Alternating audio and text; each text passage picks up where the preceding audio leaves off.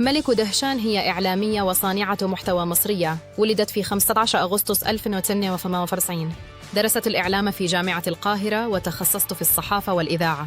بدأت مسيرتها المهنية في مجال الصحافة والإعلام في سن مبكرة، حيث عملت في عدد من الصحف والمجلات، قبل أن تنتقل إلى العمل التلفزيوني، حيث قدمت برامج متنوعة تتناول التحليلات السياسية، الأخبار والقضايا الثقافية.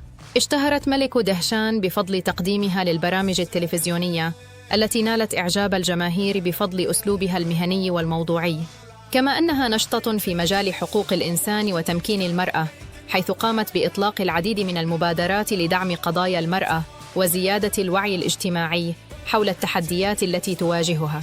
علاوة على ذلك، حققت شهرة واسعة على مواقع التواصل الاجتماعي من خلال مشاركة محتوى هادف يركز على قضايا الشباب والمرأة في المجتمع المصري. خلال جائحة كورونا زاد تأثيرها، خاصة بعد مشاركتها تجربتها الشخصية ونجاحها في تحقيق معدل نجاح 88% في الثانوية العامة، مما جذب انتباه الجمهور وأدى إلى ظهورها في عدة برامج تلفزيونية. ملك دهشان تسعى دائماً لتعزيز الوعي المجتمعي وتقديم محتوى هادف يساهم في إحداث تغيير اجتماعي إيجابي.